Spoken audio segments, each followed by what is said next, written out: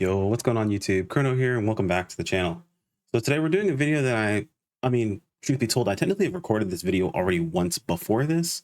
Recorded on stream, and unfortunately the quality wasn't super great. Not for me, but the video that we were going over. And this is something I've wanted to do for quite some time. It's kind of like a series idea that we'll be introducing to the channel.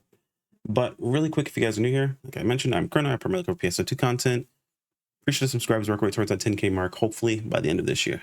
Anyway, let's go ahead and jump into this. So this series we're going to be going over is mostly it's kind of like a review series. Essentially, this is an idea that I took from another creator from a completely different game, actually. If you guys follow Destiny 2, it was an idea that Dotto, if you ever watch any of his videos or watch a stream, he'd come up with for Legend Lost Sectors, or Lost Sectors in general. People doing Lost Sectors mentioned some difficulty with getting through them and clearing them. And he wanted to do a sort of review series where he reviews their content, sees what they're using, where they're having difficulties, and so on and so forth. And honestly, with the new quests that have been added to the game, I thought that might be a really cool thing to try out in PSO2. So this is my version of that. But of course, credit where credit's due. This is not my original idea, but let's be real. Most things on YouTube aren't original ideas. It's usually someone else that came up with it and someone's iterating on it over and over and over again. So don't worry too much about that. So we finally got our first person that wanted to submit some content. I'm just going to go ahead and give you guys a disclaimer from the very beginning. One, I have seen this run already once beforehand, so a lot of what I mentioned, if you were there for the stream, it's going to kind of be, repeat information. Two, it is a full 15-minute run. We're going to watch the whole run itself. We're going to go over everything, and keep in mind that, again, this is meant to be like a way to help someone improve on their gameplay. So yes, we'll be calling out things they could be doing better. Yes, we'll call out things that sort of like may not matter as much. But ultimately, this is a clear run of Solus. So at the end of the day, they did get through the content, but this is a way to help improve, to make things a bit more a bit easier, so it's not as difficult as it previously was beforehand. Let's go ahead and just bring the run up on screen. So give me just a moment. Oh, I see the problem. That's what's happening. All right, guys, hang on one second. All right, cool. That's better. So I don't know if I mentioned who it was, but it was Tense who submitted the content. They are playing Slayer, and this is their first clear of Solus. They did re-upload it because the previous one we watched on stream was like 480p. It was really difficult to see a lot of things. So I'm just going to go over basically like, first reactions to what I see. And keep in mind, a first run clear of something is very different than like one that you're more used to, right? So, and the idea behind these videos in the future are going to be situations where people are having a lot of trouble with a piece of content. It doesn't always have to be a clear run. Maybe it can be a fail run of something. Maybe there's something you're particularly working on. But one thing I would like to see in these videos, and I'll mention this in the future as well, is showing off your gear, letting us know the class you're playing, even like your experience level. It doesn't have to be a YouTube video. It can always be a video that's submitted like on Discord. I'm gonna have a way for you guys to submit videos there if there's something that people want to do more often. You can submit directly to me. And Shadowplay is your friend if you have access to it. If you don't have access to it, or you've never used it beforehand, and you have an NVIDIA graphics card, just Google Shadowplay. You'll thank me later. All right, let's go ahead and start the video up.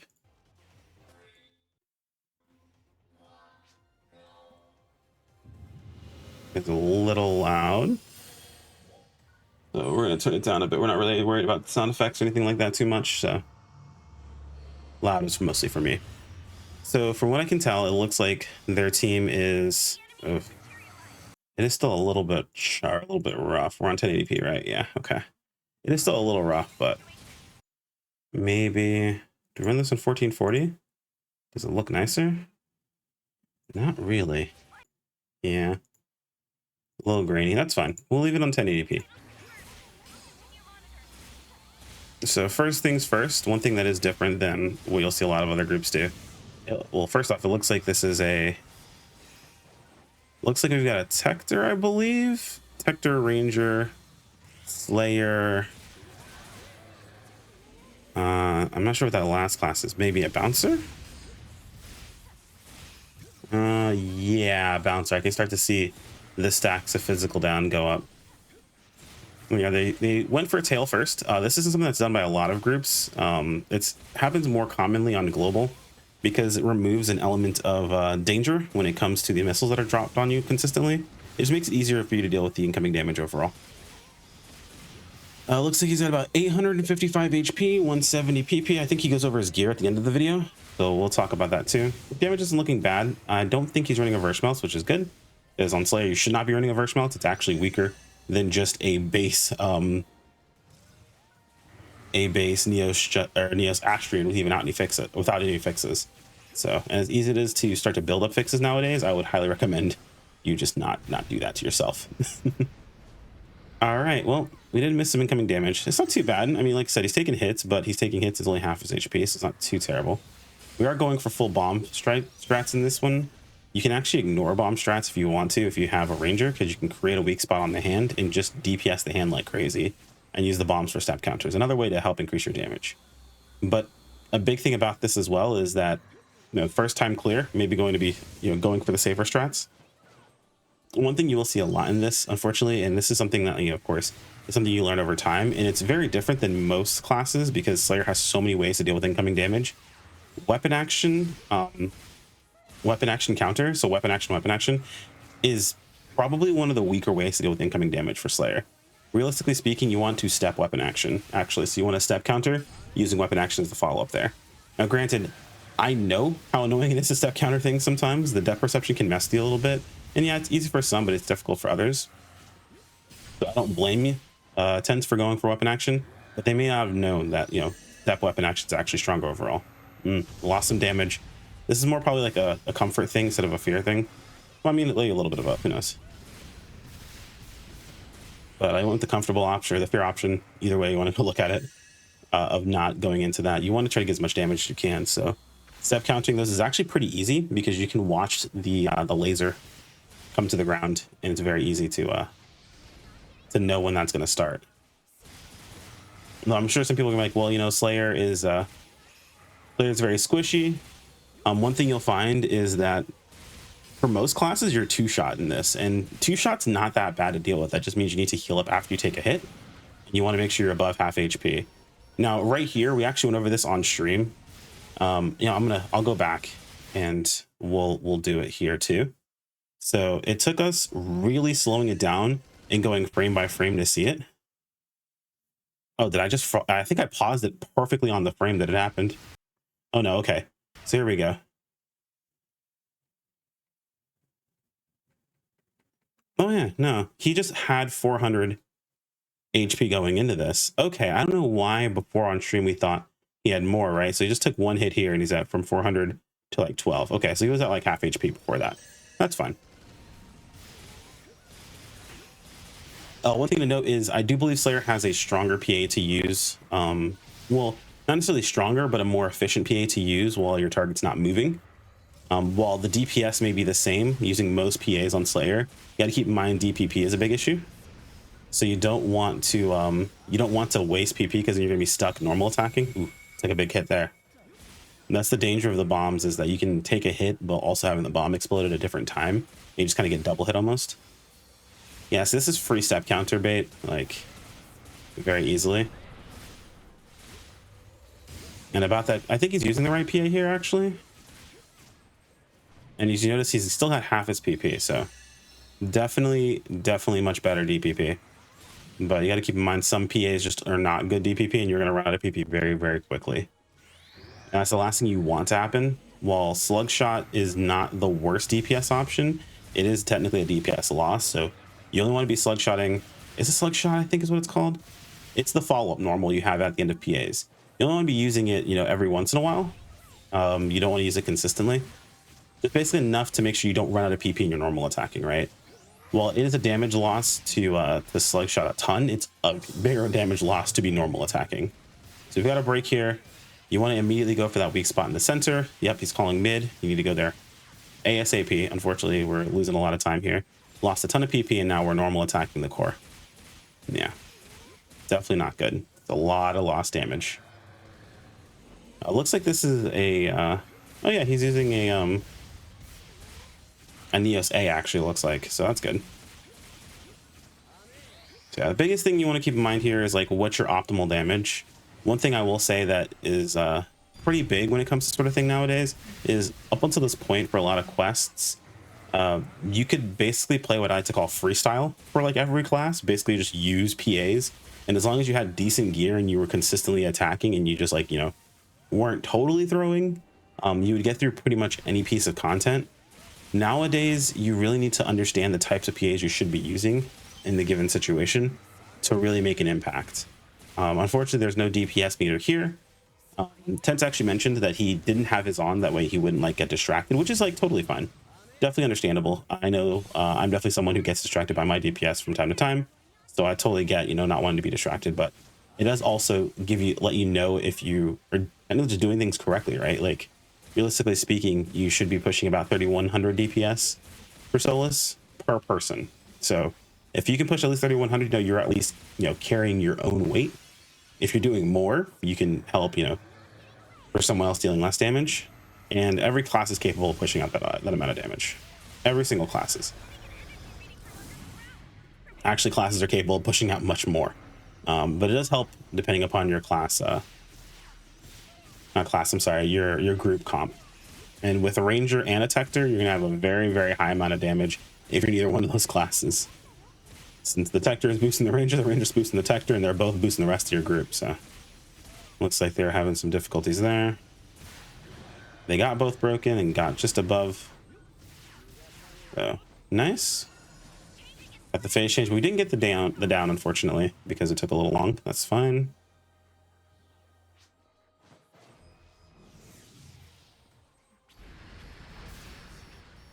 See, there was no reason to be in that. It was less like, you know, not dodging it, but it was more like you could have just been outside of it. That looked like it was a situation where maybe he was trying to go for a weapon action and just to press normal attack instead. So this is one of those moments where I say DPP is really big here, because if you see he's like just losing PP like crazy. And now he's running out, but there's still time left on the boss where you could have been attacking, and that's a damage loss. Now, it wasn't a long amount of time, but it's enough that it does make a difference. Especially since you can use other PAs that are better DPP and that do a bit more damage. Yeah, now you're in a situation where you basically didn't have enough time to regen, and you had another down, right? So now you didn't have the ability to push out more damage. Which I know we're talking a lot about damage, but the reality is that that's what Phantasy Star is for every class in the game. No matter what, you know, utility you bring to the table, you are also dealing damage while that utility isn't 100% necessary. If you're playing Tector, you're dealing damage while also giving the ability to heal around you, as well as giving buffs, or giving a buff to attack and defense. I couldn't think of what it was for a second. While you're playing Ranger, yes, you're providing weak bullet, but you're also dealing damage to that weak bullet or that blight bullet spot. Yeah, here we go again. They're spamming this. Now, granted, it's still good damage, but you've now run out of PP, and now you're normal attacking, which is a huge problem there. And a big thing about it, again, first time clear, comfort will start to play a factor in what you do. I never understood standing at this pillar specifically because of how much time you have to like just not stand at that pillar. You can stand at the center one. It's very easy. Every time I've seen someone die there, they've died standing in the front pillar. I always take the middle one, especially in something like Slayer. What you could be doing is you would be, you know, rotating around the middle pillar, and then you can actually start charging your normal attack, and the pillar explodes, and then the boss, you know, charges it. And I'm pretty sure that normal attack has a guard frame when you actually let it go. So you could, you know, get in some extra damage for free there. A big thing you'll learn or start to learn while dealing damage is the art of precasting.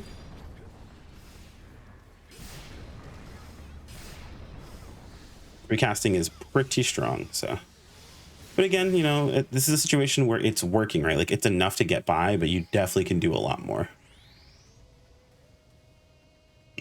And that's the whole idea here, right? Is how can you improve? Because I know for Tense specifically, he had a pretty big struggle on this one. He was, you know, getting a bit defeated, and a lot of people did when he came to this fight. And they had to really put in a lot of effort to get through it. And honestly, there's not a lot in PSO2 that's required you to do that at this point. So it's very different for people.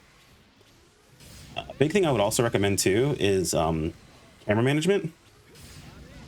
Like, there's no reason for your camera to be like super far away from the boss, right? Like, if you can see the boss in the background, you can tell what they're doing. You know when certain animations are ending.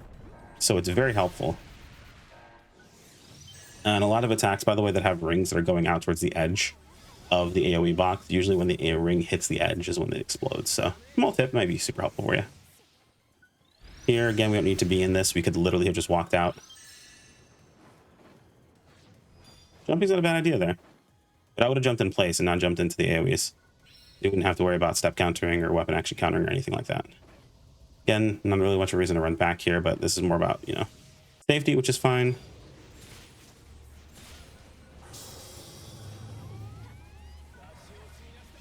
Okay, I think that's what, Photon Blast? Cool. So Photon Blast into immediately burning that. If I remember correctly, doesn't Photon Blast build up that gauge? So I believe it would have been better to do the other way around. I might be misremembering when it comes to Slayer. It's been a minute since I messed with Slayer, so I'm going to make it a point to be more on top of the classes that get submitted, or maybe even look into grabbing a guest alongside me to like really get, you know, the nitty gritty. There's only so much that I can remember about every class. And we're just going for damage. I mean, so far on PP, we're looking good. We didn't use up everything we had, but we also didn't run out, so that's good. One thing that, I mean, he's not specifically doing it, but a lot of people do. Yeah, see, we're wasting a lot of PP there. You're going to consistently need to deal damage to these targets. So one thing I do see a lot of people do most of the time is they kind of waste PP in the in-between phases. As in, like, you know, running around. Like, you could just stand still while nothing's going on, even if like you have control of your character. Let your regen happen now naturally. This is more of an issue before we had the ability to or had access to add-on skills. But something you could keep in mind, like maybe you're not, you know, maybe you don't have add-on skills, maybe your natural regen isn't really the best. Just whenever you can stop moving and just chill for a second, just stop moving and chill for a second. Now, granted, I'm definitely someone who's like, yo, precast as much as possible if you are trying to optimize your damage. Like, going into that phase, he probably could have also just been precasting, holding that normal attack and waiting for the target to become targetable, and then shot off a huge hit right at the very beginning. I mentioned precasting. I guess I should probably explain what that actually means for some people. Precasting relates to the ability to take something that usually takes quite some time to do, that usually isn't worth doing while the boss is targetable. And while the boss is not targetable, you start the ability early. You start casting it before it's needed, or precasting it. And as soon as the boss becomes targetable, you let go of that ability, or you let it off, or you time the cast so that way it goes off right when the boss becomes targetable, meaning that all of the downtime you had with charging it up or anything like that was completely negated because you couldn't hit the boss anyway. Something very commonly I do with things like Pinion Blade. You'll see very experienced Slayer players do that with Charge Normal. Like right there would have been a good time to do exactly that. I think you might want to like maybe optimize your bomb destroying so that your last bomb you destroy is right where the boss is going to fall. You can do something similar to that. Dealing with the final phase. They've got about a minute left. So yeah, this is a pretty comfortable clear, all things considered. I don't know. Well, you have two people in there who definitely have cleared beforehand, so definitely a level of comfort there. I'm not sure about the other person, but with two people in there who cleared before, it's definitely a nicer level of comfort. That's what happened with my first clear. I grabbed a couple of friends and they had already cleared with their friends beforehand. So definitely a pretty solid run. Very pog, very pog. And like I said, keep in mind, this is more so just like things you can do to improve. It doesn't mean necessarily that, hey, look, you did bad or anything along those lines. It's just, there's always things we can do to improve. I can do this honestly for one of my own runs, and I probably will, just so you guys can see. I mean, I make mistakes just the same as anyone else. And there are definitely things I can do to improve that just in the moment don't make sense to me, or in the moment I just do the wrong thing. I believe this where he shows off his gear, right? Yeah. Okay. So playing, hold on. Let's look at the class.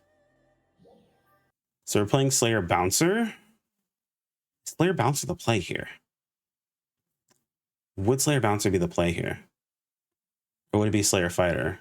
Probably Slayer Bouncer. Maybe Slayer Tector for regen. I guess Slayer Bouncer makes sense, right?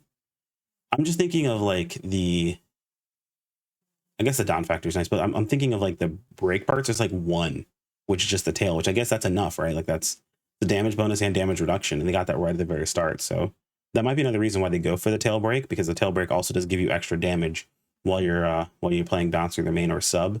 But it is also possible you get more damage out of step countering the missiles, so that's worth mentioning if you're doing it consistently and it's the entire group. Okay, so Neo's Astring Gunblade with Fixa Fatale 1, very nice. Looks like we're running Trippable, Gigas Precision, XD, Ward, Raw Tech, Dollar Soul, Mastery, and Precision.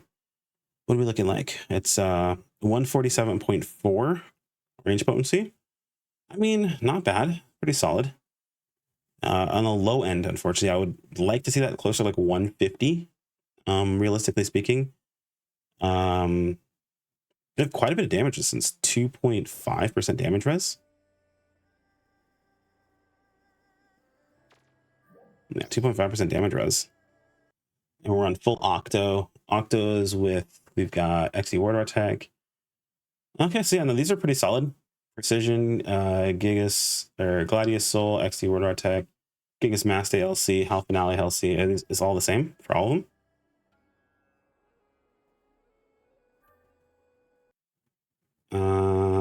High L Domina. Wait, is this different? Let's see.